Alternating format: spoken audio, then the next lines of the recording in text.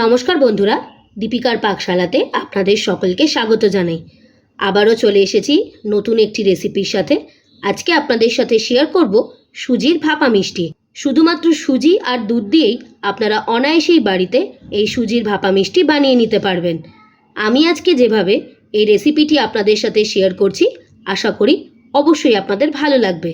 তো আসুন দেখে নেওয়া যাক আমার আজকের এই রেসিপিটি। সুজির ভাপা মিষ্টি বানিয়ে নেওয়ার জন্য প্রথমে কড়াইয়ে দেব বেশ কিছুটা ঘি। ঘিটা বেশ গরম হয়ে এসেছে, এবারে ঘিয়ের উপরে দেব 1 কাপ সুজি। সুজিটাকে বেশ ভালো করে ঘিয়ের সাথে মিশিয়ে নেব। এই সময় কিন্তু গ্যাসের ফ্লেমটাকে অবশ্যই মিডিয়ামেই রাখতে হবে। মিডিয়াম ফ্লেমে ঘিয়ের সাথে সুজিটাকে একটু ভাজা ভাজা করে নেব। বেশ কিছুক্ষণের জন্য ঘিয়ের সাথে সুজিটাকে বেশ ভালো করে ভেজে নিয়েছি। একদম লাল লাল করে কিন্তু সুজিটাকে ভাজবো না। এবারে সুজির উপরে দেব পরিমাণ অনুযায়ী চিনি। আমি এখানে 1 কাপ সুজি ব্যবহার করেছি, তাই 1 কাপ সুজির পরিমাপ হিসাবে আমি 1 কাপ চিনি ব্যবহার করলাম। চিনির সাথে সুজিটাকে বেশ ভালো করে মিশিয়ে নেব। সুজির সাথে চিনিটাকে ভালো করে মিশিয়ে নিয়েছি। এবারে সুজির উপরে দেব 1 কাপ দুধ। আমি এখানে উষ্ণ গরম দুধ ব্যবহার করছি। আমি কিন্তু সমস্ত পরিমাপটাই 1 কাপ করেই ব্যবহার করছি। এবার দুধের সাথে সুজিটাকে বেশ ভালো করে মিশিয়ে নেব। মিষ্টিতে একটু কালার আনার জন্য এতে ব্যবহার করছি সামান্য একটু ফুড কালার। আর দেব বেশ কিছুটা এলাচের দানা। এবার এলাচের দানা আর ফুড কালারের সাথে একটু ভালো করে মিশিয়ে নেব।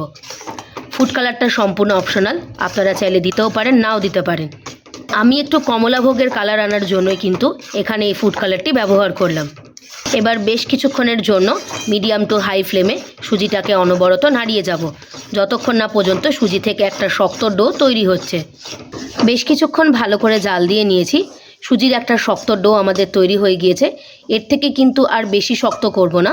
দেখুন কি সুন্দরভাবে কিন্তু সুজিটা কড়াইয়ের তলা থেকে উঠে আসছে। এবারে গ্যাসের ফ্লেমটাকে বন্ধ করে দিয়ে সুজিটাকে একটা পাত্রে ঢেলে নেব। সুজিটাকে কড়াই থেকে নামিয়ে নিয়ে বেশ কিছুক্ষণের জন্য ঠান্ডা করে নিয়েছি। এবারে আমরা সুজি থেকে এলাচের দানাগুলোকে ফেলে দেব। সমস্ত এলাচের দানাগুলোকে বেশ সুন্দর করে ফেলে দিয়েছি। এবারে সুজিটাকে হাতের সাহায্যে একটু মেখে নেব। একদম গরম অবস্থায় কিন্তু সুজিটাকে মাখবেন না, হাতে মাখা যাবে এরকমভাবেই কিন্তু সুজিটাকে একটু মেখে নিতে হবে। বা মাখার সময় চাইলে আপনারা হাতে একটু ঘিও ব্যবহার করতে পারেন। সুজিটাকে হাতের সাহায্যে বেশ ভালো করে মেখে নিয়েছি। এবার সুজিটা থেকে মিষ্টির আকারে শেপ দিয়ে নেব। তার জন্য হাতের মধ্যে আমি একটুখানি ঘি মাখিয়ে নিয়েছি। এবার আমরা যেরকম নাড়ু পাকাই সেরকমভাবেই কিন্তু সুজির ডো থেকে একটা মিষ্টির আকারে শেপ দিয়ে নেব। এই যে দেখুন, গাটা কিন্তু কত সুন্দরভাবেই তৈরি হচ্ছে। আবারও একটা ডো নিয়ে হাতের সাহায্যে বেশ সুন্দর করে গোল করে নেব। খুব হালকা হাতে ঘুরিয়ে ঘুরিয়েই কিন্তু মিষ্টিটাকে বানিয়ে নিতে হবে। এই যে দেখুন, আরও একটা মিষ্টি কিন্তু আমাদের তৈরি হয়ে গেল। এইভাবেই কিন্তু আমি বাকি মিষ্টিগুলোকে তৈরি করে নেব।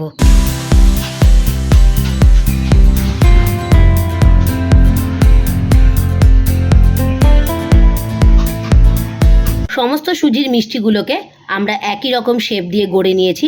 যেহেতু আজকে আমরা ভাপা মিষ্টি বানাচ্ছি, তার জন্য এই সুজির মিষ্টিগুলোকে আমরা একটু ভাপিয়ে নেব।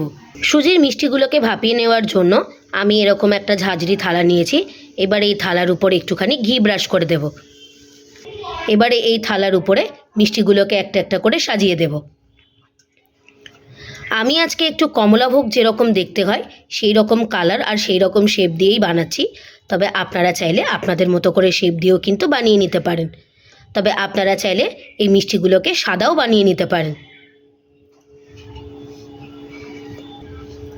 সমস্ত মিষ্টিগুলোকে থালার উপরে বেশ সুন্দর করে সাজিয়ে দিয়েছি।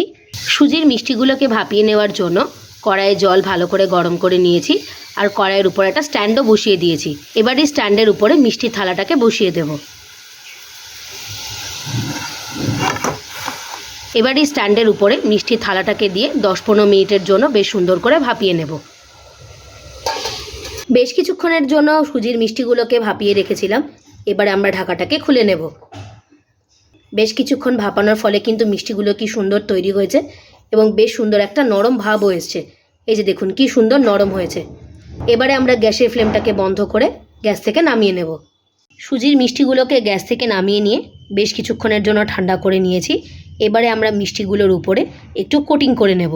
মিষ্টিগুলোর উপরে কোটিং করার জন্য আমি এখানে নিয়েছি বেশ কিছুটা গুঁড়ো দুধ। আমি এই গুঁড়ো দুধটা দিয়ে কোটিং করছি, তবে আপনারা চাইলে কিন্তু চিনি দিয়েও কোট করে নিতে পারেন।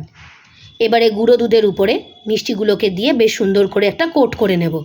এই যে দেখুন কত সুন্দর কিন্তু দেখতে লাগছে।